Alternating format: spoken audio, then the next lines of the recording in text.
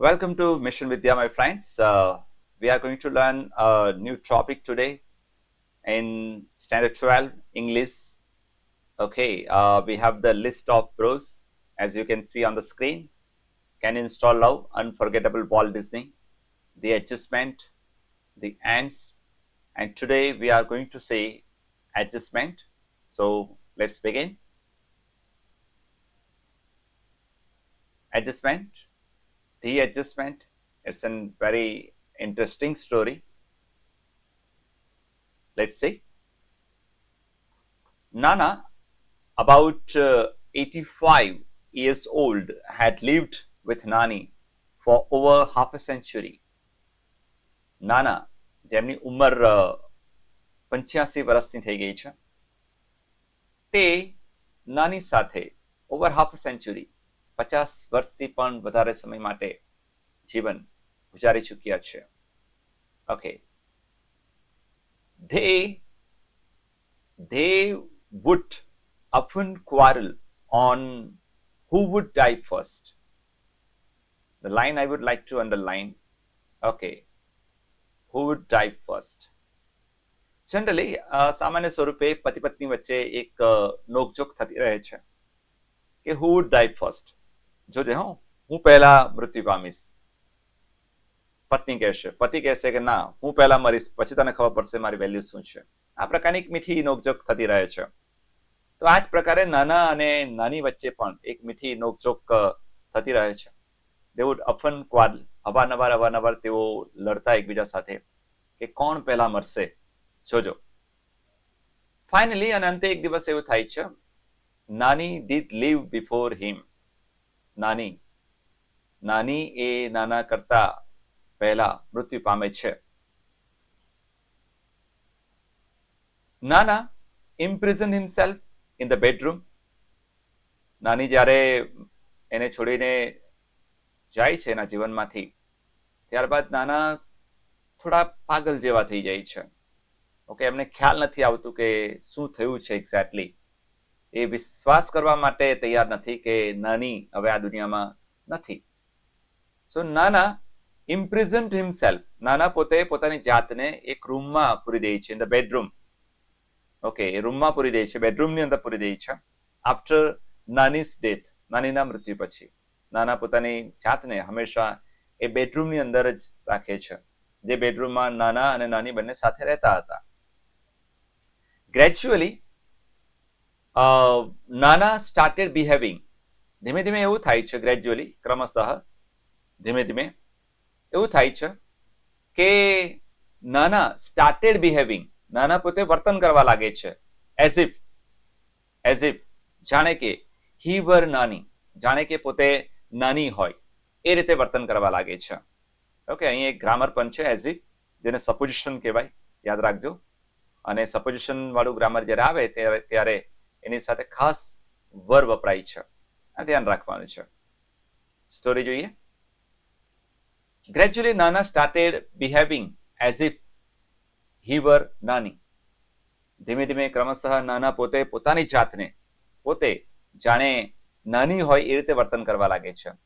અને સાયકોલોજીકલ ભાષામાં personality disorder કહેવામાં આવે છે. તે પણ સ્પ્લિટ પર્સનાલિટી. એક વ્યક્તિ બે વ્યક્તિ તરીકે અમુક વાર વર્તન કરવા લાગી જાય છે. એટલે નાના પોતે નાની હોય એ પ્રકારે વર્તન કરવા લાગે છે. એટલે આપણે જે રાઇટર જે છે, ઓકે, હેડ અ ફ્રેન્ડ, એમના એક મિત્ર હોય છે જેમનું નામ છે ડોક્ટર કેડી કામ્બલે. ઓકે, તો એમને મળે છે. ઓકે, જે પોતે એક સાયકેટિસ્ટ છે, એક મનોચિકિત્સક છે, સાયકેટિસ્ટ. ઓકે, દેટ ઇઝ મનોચિકિત્સક. એને મળે છે આફ્ટર ઓબ્ઝર્વિંગ નાના. અને ડોક્ટર કામ્બલે નાનાને જોઈ છે, એનું પરીક્ષણ કરે છે. અને પરીક્ષણ નિરીક્ષણ કર્યા બાદ ઓકે, ડોક્ટર કામ્બલે કહે છે કે he does not perceive નાની as dead. તે પોતે નાનીને મૃત સમજતા નથી. કોણ? નાના. નાનાના મત પ્રમાણે આજે પણ નાની જીવતી છે, એ મૃત્યુ પામી નથી. he has begun to live a double life.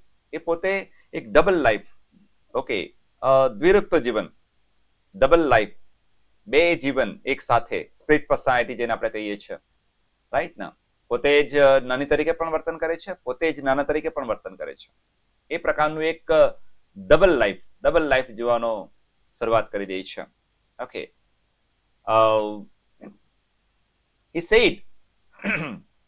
said that Nana was suffering from personality disorder. Doctor Kamble કહે છે કે નાના પોતે સફરિંગ, ઓકે, એ પોતે હમણાં દુભાઈ છે શાનાથી? Personality disorder. આ એક પ્રકારની બીમારી છે. ઓકે, પર્સનાલિટી ડિસઓર્ડર નામની એમને બીમારી થઈ છે, એટલે જેની અંદર વ્યક્તિ અન્ય વ્યક્તિ જેવું વર્તન કરવા લાગી જાય છે. ને કોઈક વખત એક જ વ્યક્તિ બે અલગ અલગ સ્વરૂપની અંદર બે અલગ અલગ વ્યક્તિઓ તરીકે વર્તન કરે છે. ઓકે, અને આગળ કહે છે ડોક્ટર કામ્બલે કે એટ યોર નાનાસ એજ, તમારા જે નાના જે છે, આપણા રાઇટરને કહે છે આ નાનાની હમણાં જે ઉંમર જે છે, ઓકે, આપણે સ્ટાર્ટિંગમાં જ જોઈ ગયા છે કે 85 years old, ઓકે, 85 વર્ષની ઉંમર થઈ ગઈ છે ને હવે તો ક્યાં દવા થઈ શકે, રાઈટ ને. ઓકે, સો ડોક્ટર કામ્બલે કહે છે કે એટ યોર નાનાસ એજ, તમારા જે નાનાની જે ઉંમર જે છે આ ઉંમરે હવે દવા નહીં થઈ શકે. Okay, that kind of recovery, okay, એક પ્રકારની રિકવરી જે આવી જોઈએ દવા ખાવાથી, એ પ્રકારની રિકવરી હવે શક્ય નથી, નિયરલી ઇમ્પોસિબલ, એ હવે અશક્ય છે. દવા કરીને પણ કેટલુંક થઈ શકે હવે. એ સજેસ્ટેડ, તે સૂચન આપે છે, એઝ નાના હેડ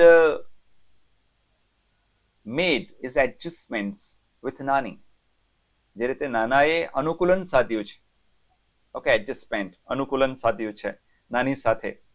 ઓકે, એટલે કે નાની સાથે અનુકૂલન સાધ્યું છે એટલે નાની મૃત નથી એવું પોતાના મનની અંદર તેઓ વિચારતા થઈ ગયા છે. ઓકે, અને નાની સાથે એડજસ્ટ કર્યું છે, નાની એમની સામે જ બેઠા છે એવું નાના સમજે છે. એ પ્રકારનું એમણે એડજસ્ટમેન્ટ, અનુકૂલન સાધ્યું છે. આ અનુકૂલન જ એમને હમણાં જીવતો રાખ્યો છે. જો આ અનુકૂલન, એડજસ્ટમેન્ટ નહીં કરે તો નાના જીવી નહીં શકે. ઠીક છે. ઓકે, આ એક વિદ્યાર્થી તરીકે કે એક યુવા તરીકે આપણને આ બાબત નહીં ખ્યાલ આવે. જ્યારે ઉંમર થશે, ઓકે, અને જ્યારે કોઈક આવી વ્યક્તિ જે આપણે 50 વર્ષ, ઓકે, આપણે સ્ટોરીની સ્ટાર્ટિંગમાં જોયું કે 50 વર્ષ તેઓ half a century, right, half a century, 50 વર્ષ સુધી તેઓ સાથે જીવ્યા હોય અને અચાનક એ આપણી સાથે નહીં રહે તો એને આપણે સ્વીકારી નહીં શકીએ. ઓકે, આપણું તન, આપણું મન એ વસ્તુને એક્સેપ્ટ નહીં કરી શકે. સો નાના આ એક્સેપ્ટ નથી કરી શકતા અને હવે આ ઉંમર પણ નથી કે દવા આપીને એમની માનસિક બીમારીને દૂર કરી શકાય. ડોક્ટર કામ્બલે કહે છે કે જે રીતે નાનાએ હવે નાની સાથે એડજસ્ટ કરી દીધું છે, તો દે ટુ, એટલે કે લેખકે પણ should make adjustment with him.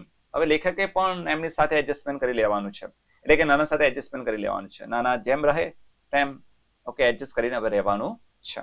અને આના પરથી જ આપણું title, so the title of the story seems quite appropriate. Okay, આ ટાઇટલ આપણને ખૂબ એપ્રોપ્રિએટ લાગે છે. ઓકે, આ ટાઇટલના અનુસંધાનમાં અવારનવાર બોર્ડ એક્ઝામની અંદર શોર્ટ નોટ પૂછાયેલ છે. તો આ આપણે એક શોર્ટ નોટ તરીકે ખૂબ સરસ રીતે લખી શકીએ છીએ. ઓકે, એક વખત સંપૂર્ણ સ્ટોરી વાંચી જાઉં છું, જેથી તમારી વાંચવાની જે સ્પીડ છે, જે લય છે, ઓકે, એ તમને ખ્યાલ આવે અને તમે પણ સુવ્યવસ્થિત વાંચતા શીખો. The adjustment. Nana, about 85 years old, had lived with Nani for over half a century. They would often quarrel on who would die first. Finally, Nani did live before him. Nana imprisoned himself in the bedroom after Nani's death. Gradually, Nana started behaving as if he were Nani. The writer had a friend, Dr. K.D. Kamble, a psychiatrist. After observing Nana, Dr. Kamble said he does not perceive Nani as dead. He has begun to live a double life. He said that Nana was suffering from a personality disorder. At your Nana's age, that kind of recovery is nearly impossible.